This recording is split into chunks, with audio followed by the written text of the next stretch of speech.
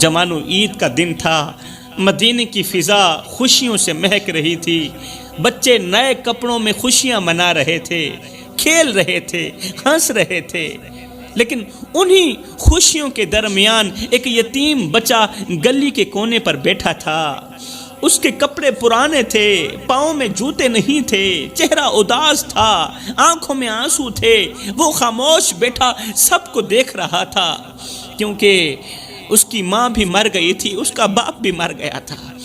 جن کے ماں باپ مر جائیں نا، پھر ان کے بچے یتیموں کی سی زندگی گزارتے ہیں، ان کے بچے دوسروں کے اترے ہوئے کپڑے پہنتے ہیں، ان کے بچے دوسروں کا بچا ہوا کھانا کھاتے ہیں۔ یہ یتیم بچہ سب بچوں کو حیرانی کے عالم میں دیکھ رہا تھا اور رو رہا تھا۔ عین اسی لمحے میرے رسول کریم صلی اللہ علیہ وسلم کا وہاں سے گزر ہوا۔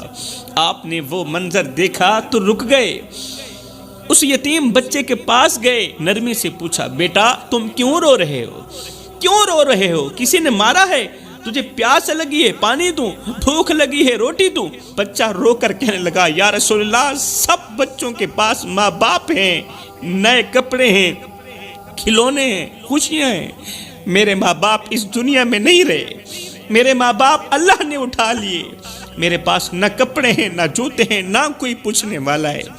یہ الفاظ سننے ہی تھے کہ رسول کریم صلی اللہ علیہ وسلم کی آنکھیں چھم چھم برسنے لگی۔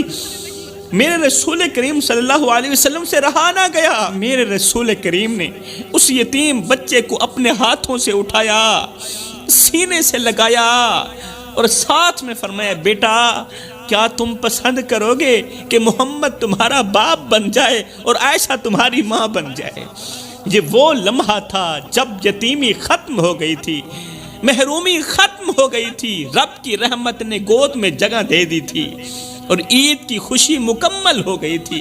رسول کریم صلی اللہ علیہ وسلم اس بچے کو اپنے گھر لے گئے، اسے کپڑے پہنائے، کھانا کھلایا، کھلونے دیے اور سب بچوں کے ساتھ خوشی میں شریک کیا، اور پھر وہ بچہ ہمیشہ کے لیے میرے رسول کریم کی خدمت میں رہا۔ میرے بھائیو، اگر ہم چاہتے ہیں کہ اللہ ہم سے راضی ہو، اگر ہم چاہتے ہیں کہ ہم نبی کے بالکل قریب ہو جائیں، تو کسی یتیم کے سر پر محبت بھرا ہاتھ رکھنا ہوگا، کسی غریب کا سہارا بننا ہوگا، کسی روٹھے ہوئے دل کو خوش کرنا ہوگا، کیونکہ نبی کی سیرت کا بھی یہی پیغام ہے اور یہی عید کا اصل مقصد ہے۔